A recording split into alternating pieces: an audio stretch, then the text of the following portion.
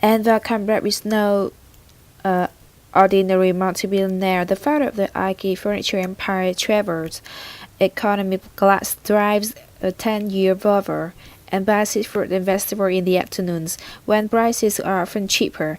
Ask him about the luxuries in his life and he says, from time to time I like to buy a nice shirt and cravat and eat Swedish caviar.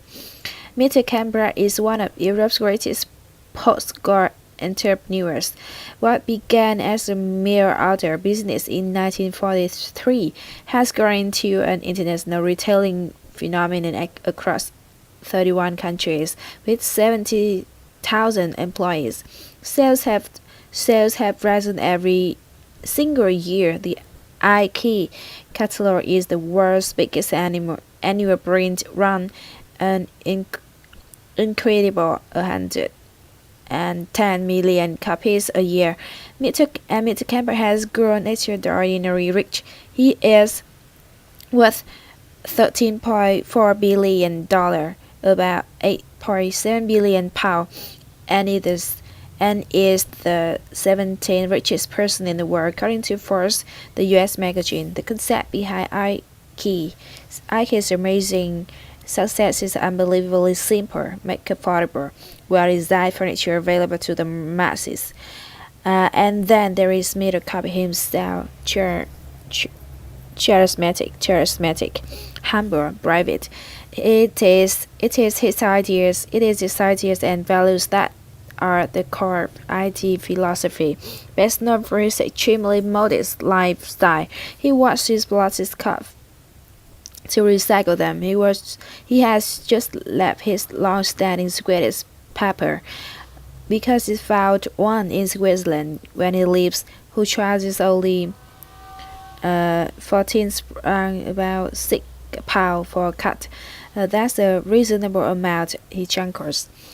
All IT executives are aware of the value of cost consciousness. They are strongly discouraged from traveling first or business class. There is no better form of leadership than setting a good example. I could never accept that I should travel first class while my colleagues sit in tourist class. Mr. Campbell says. As he walks around the group stores, he expresses a feeling of togetherness, physically collapsing and hugging his employees that is very uncharacteristic of Sweden. Call me in vague, he says to staff. The informality and lack of hierarchy are emphasized by his dress style with an open neck shirt preferred to a tie. Mr. Cramper has had both personal and business battles. He has fought against the end illness. One of Mr. Kimball's characteristics is his obsessive attention to detail.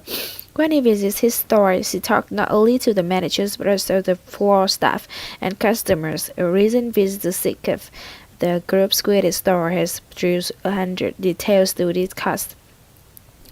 By his reckoning, his greatest strength is choosing the right people to run his businesses. He has determined that the group will not go public because short-term shareholder demands conflict with long-term planning. I had short-term decisions. If you want to take long-lasting decisions, it's very difficult to be on the stock exchange. When entering the Russian market, we had to decide to lose money for 10 years. Mr. Cambrad has been slowly withdrawing from the business in 1986 when he stepped down as group president. He maintains that he is still too much involved and in too many details, although it admits to a distinct reluctance to withdraw altogether. The question is, can there be an eternal ID without Mr. Canberra? Does the group depend so much on his founder? Will the empire continue as control of ID gladly moved to Mr. Canberra's three sons?